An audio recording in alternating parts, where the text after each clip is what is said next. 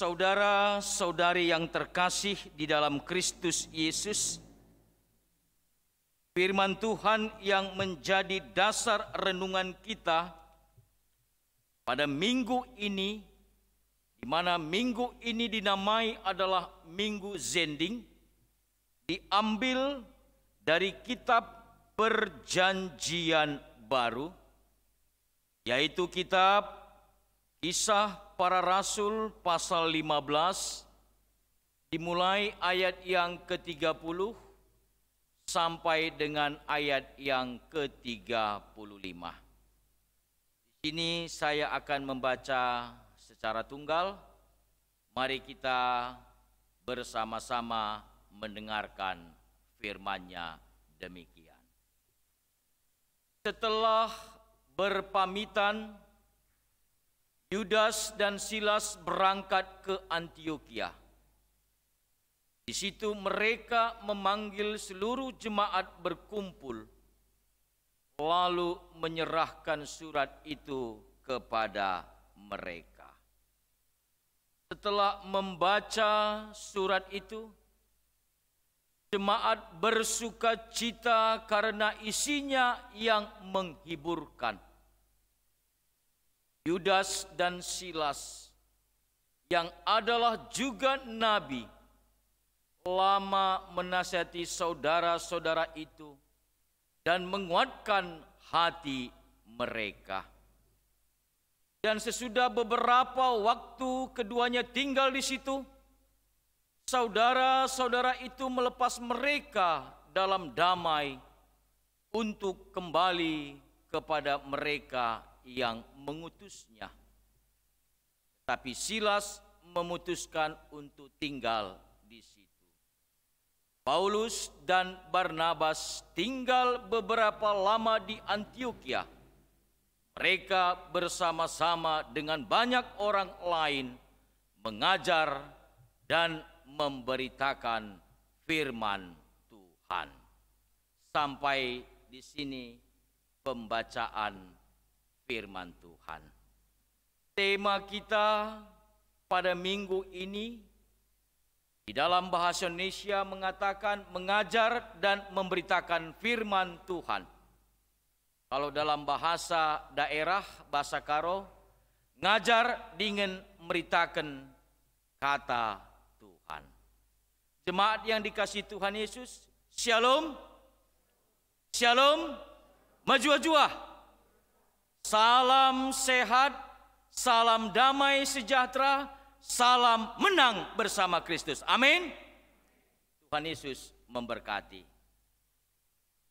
Kalau kita tadi bersama-sama membaca dan mendengar yang tertulis di dalam teks kita minggu ini, ada apa yang terjadi di dalam situasi konteks dan teks ini.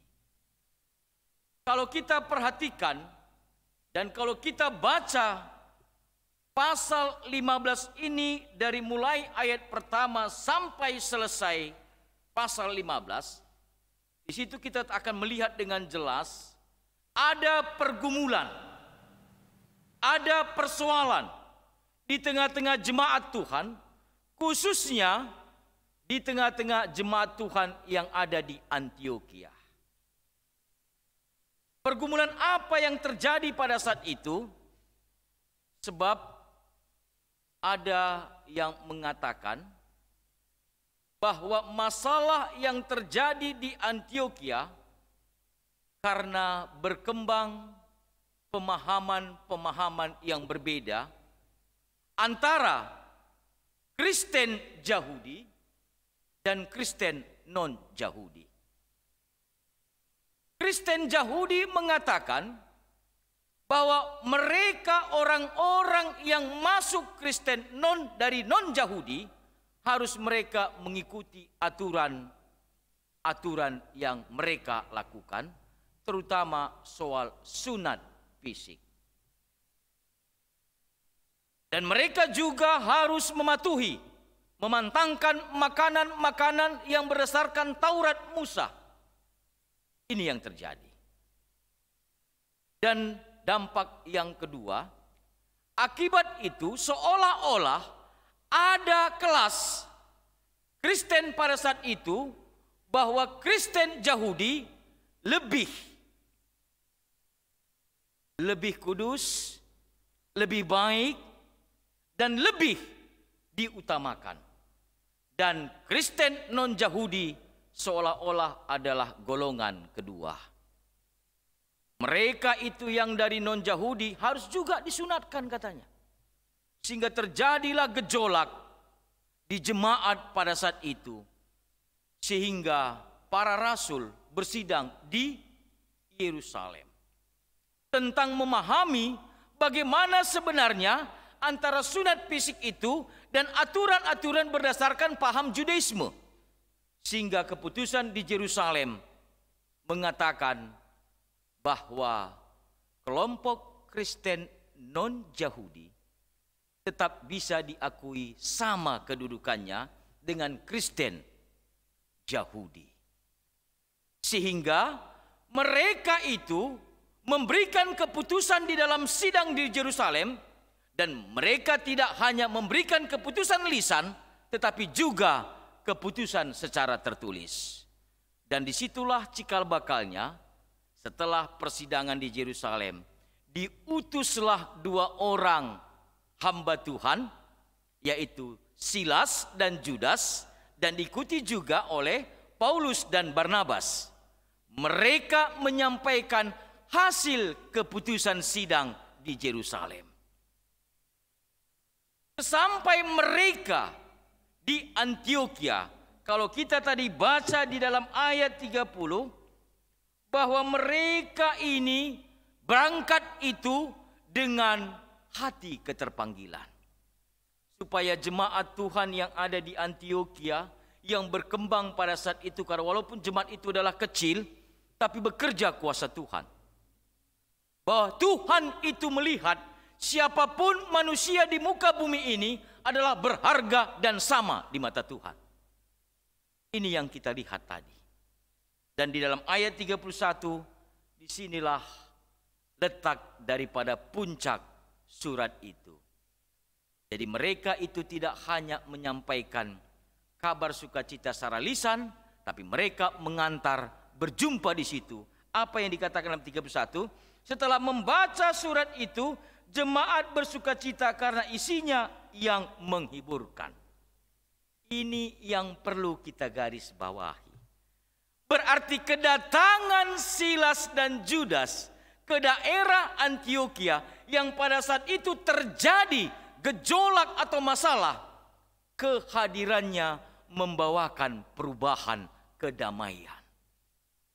Mereka itu tidak lagi mempersoalkan soal apakah mereka itu dari Yahudi atau non-Yahudi, dan dianggap sama-sama bisa mengikuti ibadah di tengah-tengah persekutuan. Yang menjadi sorotan bagi kita, kita yang mengaku sebagai anak Tuhan, yang sudah lama menjadi orang Kristen, apakah kehadiran kita itu memberikan warna, manfaat atau faedah yang luar biasa bagi orang-orang yang ada di sekitar kita?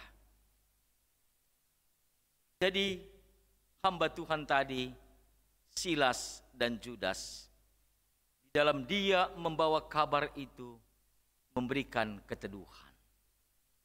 Saat ini banyak kita ketahui dari media atau juga mungkin dari IT yang berkembang, teknologi yang luar biasa, banyak berita-berita yang kita dengar, kadang-kadang apakah itu benar atau hoax. Kadang-kadang kita menelan bulat-bulat, kita tidak tahu apakah itu benar, tapi kadang-kadang begitu kita lihat langsung kita share, baru sudah di-share, dikomentari orang, apakah itu benar? Oh iya, saya lihat dulu ya.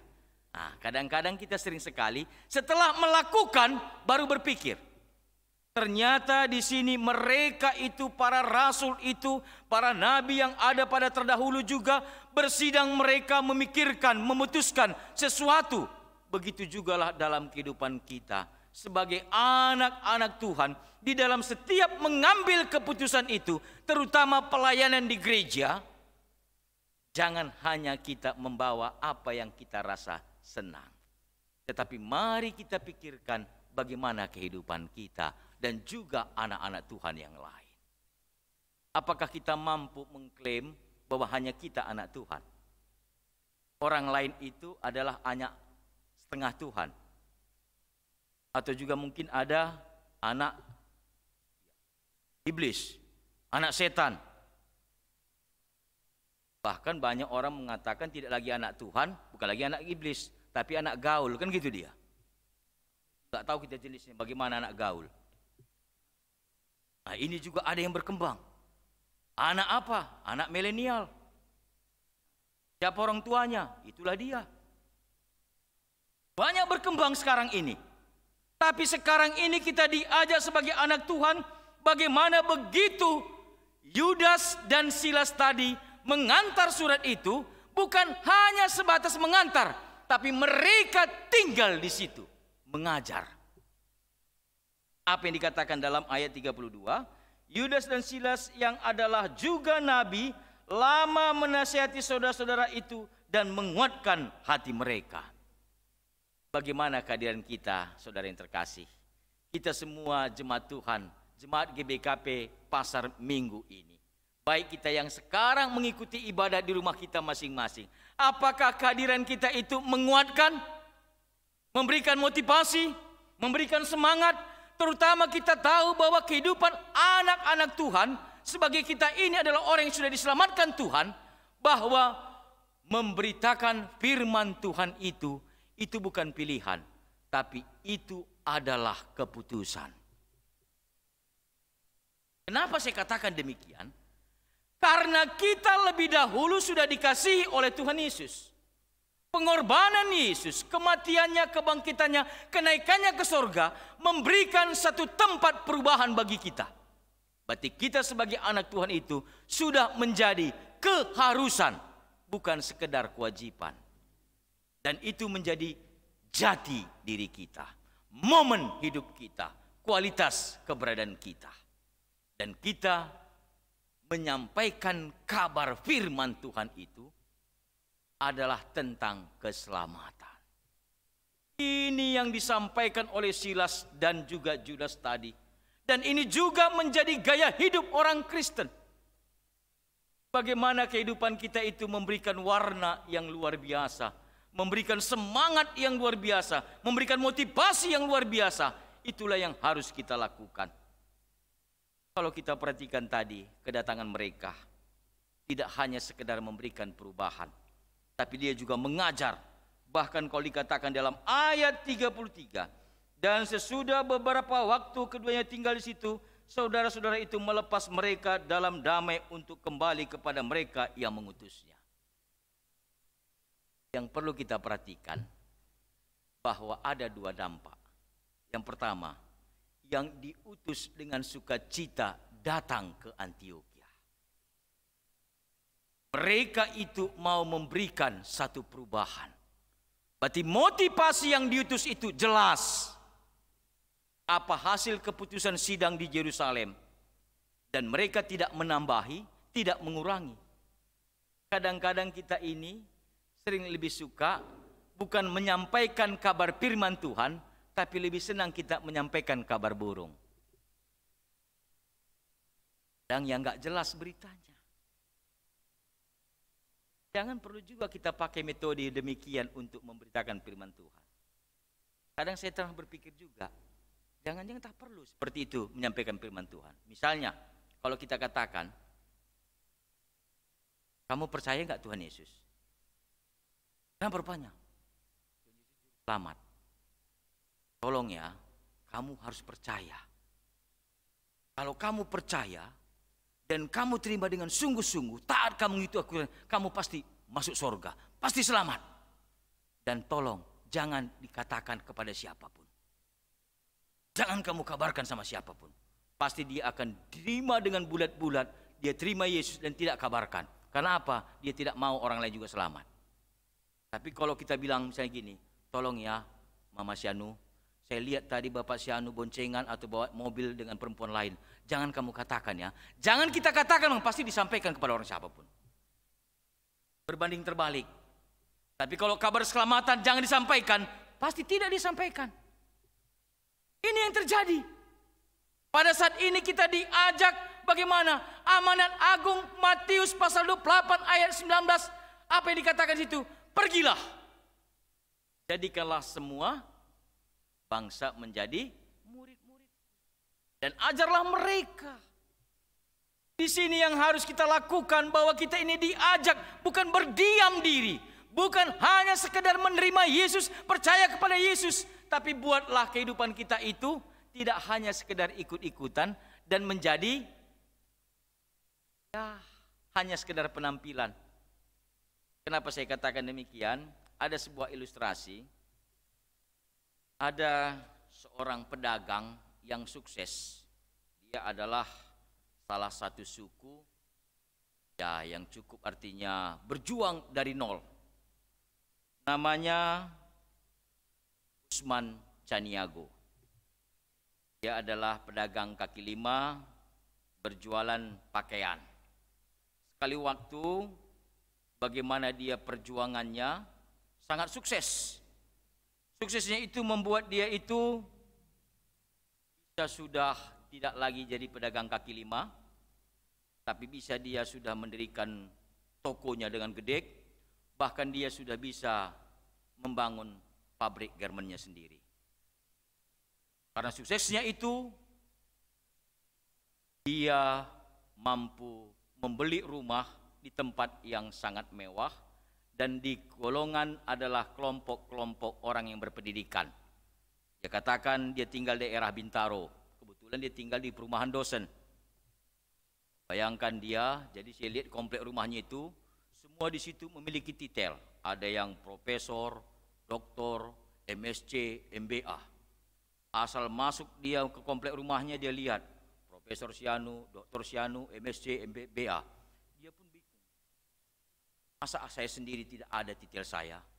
Akhirnya dia sepakat. Dia tulis di depan rumahnya, dia buat namanya gede. Dia bikin DR, D besar, R besar, Usman Caniago, MSc.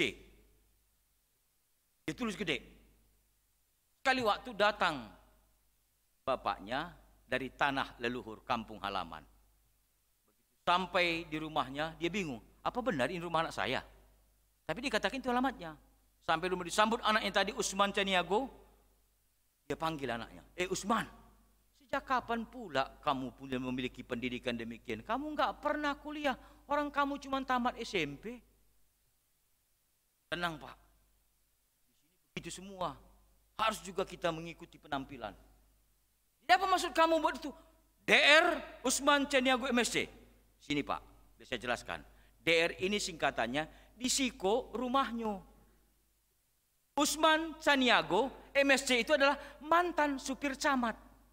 Ternyata dia dulu adalah mantan supir camat sewaktu masih di kampung halaman. Jadi benar memang namanya DR Usman Caniago MSc, mantan supir camat. Jadi dia itu hanya meniru, bukan itulah kualitasnya. Kita sebagai anak Tuhan, orang Kristen itu tidak meniru, tapi menjalankan apa yang sudah dilakukan oleh Kristus. Kalau kita baca tadi di dalam Invokasio, jelas dikatakan dalam Matius, di dalam kitab Lukas 4 ayat 43, di situ dikatakan, tetapi ia berkata kepada mereka, artinya supaya mereka juga melayani ke kota-kota lain dan memberitakannya Injil Kerajaan Allah, sebab untuk itulah aku diutus. Yesus berkata demikian. Memberitakan Injil Kerajaan Allah, bukan memberitakan kehebatan dia, kejayaan dia, kemakmuran dia, kesuksesan dia. Kadang-kadang kita lebih sering, kalau misalnya ada anak kita 3, 2 bandel, 1 yang baik, pasti yang 1 itu selalu diceritakan. Yang bandelnya asal kita mau diingatkan orang, itu nggak perlu diceritakan lah. Ada pengalaman, mungkin ada seorang bapak, dia memiliki 4 anak. 3 anaknya tidak baik, 1 baik. Yang 1 ini baik, kebetulan dia tinggal di luar negeri. Dan dia selalu mengirimkan barang-barang kepada ayahnya. Dia kirimkan jas wol. Saking senangnya bapak ini, kemanapun dia selalu pakai jas. Kalau di kampung itu biasanya kan mandi di tempat umum kan, pakai jas. Ke ladang pun dia, mau ngurung ayamnya pun pakai jas. Ke warung pun dia pakai jas. Nggak ditanya orang pun pasti dia ngelapor. Tahu nggak kamu ini jas gini? Asli loh, teknik bulu-bulunya kan jelas kan katanya. Ini dari luar negeri. Nggak ditanya, dia ceritakan. Asal ingatkan orang, anak kamu yang lain bagaimana? Itu nggak usah diceritakan. Dia ceritakannya soal jasnya dari wol. Datang kata orang, kamu masih jas dari wol. Biri-biri aja asli wol, hujan aja pun nggak lari-lari katanya. Ada hujan, ada badai, tetap dia pakai wol. Kan asli kan? Kadang-kadang kita demikian. Sering sekali menunjukkan kehebatan kita. Bukan menceritakan bagaimana kebenaran firman Tuhan. Hari ini kita mengajar. Berarti orang yang mengajar itu, berarti orang yang sudah diisi, baru mampu mengisi. Bagaimana kita mengajar, menceritakan, hiduplah di dalam Yesus. Padahal kita sendiri pun tidak tahu bagaimana tentang Yesus. Jadi kita bukan hanya mengenal Yesus sebagai Tuhan di dalam sejarah. Tapi kita harus mengenal dia itu sebagai Tuhan yang telah memberikan keselamatan yang nyata bagi kita. Bacaan kita dikatakan tadi di sini dalam Yeremia 2 ayat 1 sampai 3. Kehidupan umat Israel di mana mereka itu mulai tidak lagi mengindahkan Tuhan. Dan Tuhan itu berkata supaya mereka itu kembali untuk tetap mengingat kebaikan Tuhan. Mengingat apa yang telah Tuhan berikan kepada mereka. Dan tetap memberitakan kabar bagaimana Tuhan itu akan tetap setia menolong mereka. Inilah yang harus kita sampaikan dalam kondisi pandemi COVID-19 ini. Bagaimana keberadaan kita? Apakah kita tetap semangat? Apakah kita tetap yakin? Apakah kita tetap kuat? Apakah kita mampu tetap memberikan yang terbaik? Seperti yang dilakukan oleh Silas dan Judas tadi. Dan juga Paulus serta Barnabas. Bahwa mereka itu tetap memberikan motivasi yang baik. Tentu inilah yang menjadi kehidupan kita sebagai anak-anak Tuhan. Walaupun mungkin banyak berita-berita yang kita dengar.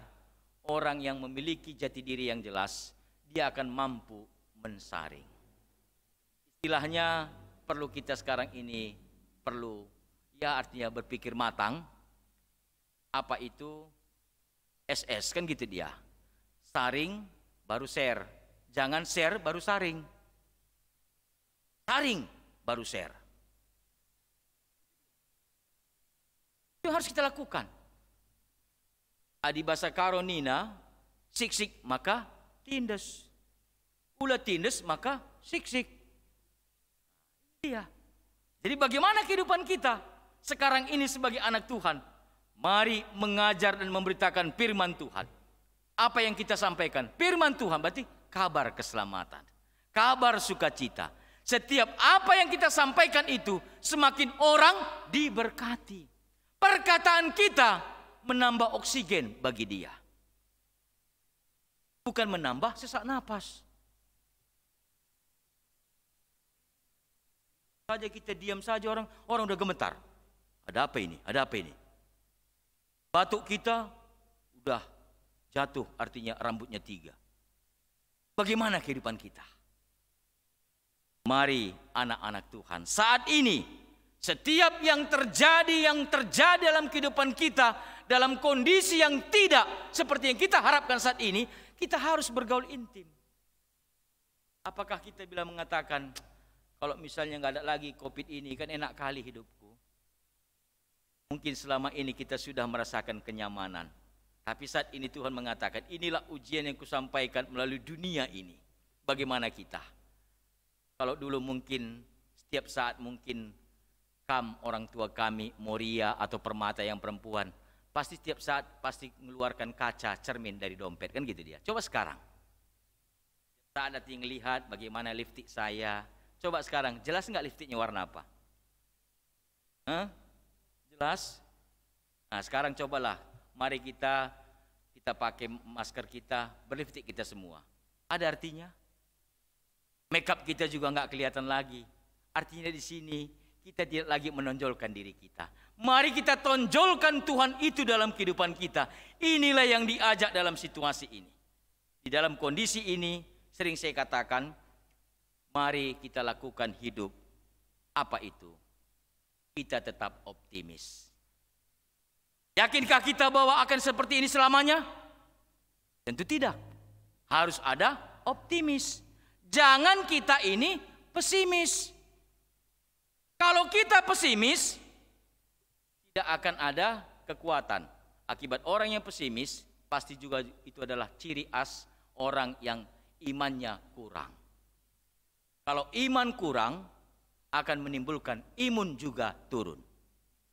Kalau Anda ingin imun Anda naik, tingkatkan iman Anda. Itulah orang yang optimis. Sebab orang yang optimis akan tetap maju dan berpengharapan. Tapi orang yang pesimis, apalagi sampai menimbulkan sinis.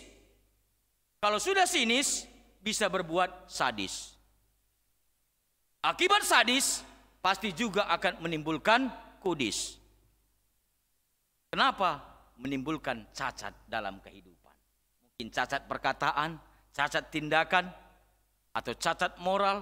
Apalagi jangan sampai kita ini cacat di mata Tuhan. Di mata manusia saja kita cacat, itu pun repot. Apalagi di mata Tuhan. Tuhan itu sudah sangat baik. Bahkan kalau kita baca kitab 1 Yohanes pasal 1 ayat 1, 1 Yohanes 3 ayat 1, situ katakan kamu adalah anak-anak Tuhan. Dan bukan hanya sekedar nama, tapi kita benar-benar adalah anak Tuhan. Artinya kita mendapatkan ahli waris. Itulah anak Tuhan. Coba kalau kita jujur. Sekarang ini apalagi orang karo, biasa kan mengawinkan anak orang jadi anaknya kan. Kalau misalnya kita ini menjadi dibuat bapak angkat, udah gede dia karena dia merit makanya kita bapaknya. Kalau misalnya jujur saja, harta warisan Du sebagai bapak apakah dapat anak Du yang kamu angkat tadi? Dapat enggak? Enggak kan? Kan hanya nama doang anak. Tapi bukan anak benaran. Bukan anak resmi. Hanya anak adat. Jangan-jangan kita sakit pun enggak dibesuknya. Kalau selesai pestanya. Kan gitu dia. Tapi kita anak Tuhan Yesus tidak hanya nama. Tapi kita mendapatkan ahli waris. Apa itu? Keselamatan hidup yang kekal. Inilah kehidupan kita. Mari saudara yang terkasih. Di dalam minggu Zending ini. Kita memberitakan firman Tuhan. Tidak hanya kemanapun bawa Alkitab. Jangan pula biar tahu orang kita orang Kristen. Tulis gede-gede di baju kita belakang. Mengikut Yesus keputusanku. Belakang mengikut keputusan. Di depan ku tak ingkar. Yah. Bawa salib. Kemana-mana pun berat. Karena disuruh mikul salib. Bukan demikian. Bawa Alkitab gede. Seperti Alkitab yang depan ini. Asal naik angkot, percaya sama Tuhan Yesus. Apakah Anda mati pasti selamat? Apakah demikian? Tentu tidak. Tidak selamanya demikian. Kita bisa dalam kehidupan kita bergaul dengan jiran tetangga kita, dengan komplek kita, di gereja kita. Apa yang bisa kita perbuat, itu yang kita perbuat. Inilah yang dikatakan bagaimana kita itu mengajar dan memberitakan firman Tuhan. Orang yang mengajar dengan sungguh-sungguh itu, apa yang dia katakan itu, itulah yang dia lakukan. Kenapa saya katakan demikian? Jangan nanti ada seorang ibu, pernah dia didatangi tamunya, karena kebetulan dia punya utang sama orang lain.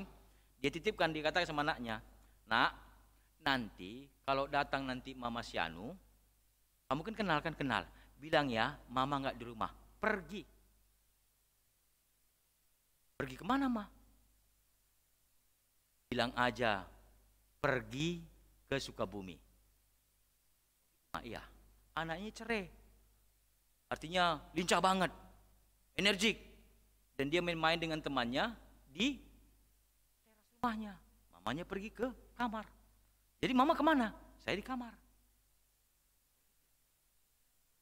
Datanglah tante yang dia kenal. Anaknya tadi bermain-main sama orang lain. Halo, nakku, Shalom. Ya Bu, gimana kabarnya? Baik. Mama ada? Pergi. Pergi kemana? Katakan tadi ke Sukabumi. Oh, Sukabumi. Di Sukabuminya di mananya, Nak? Ih, nggak dibilang Mama. Sebentar ya Tante, saya tanya dulu. Tadi Mama nggak bilang kemana Sukabumi. Saya tanya dulu ya. Mama di kamar katanya. Kan kebongkar jadinya. Ini juga sering sekali mungkin kita tidak sadar. Kita katakan begini, ternyata itu adalah hal yang tidak benar. Tapi saat ini tidak demikian.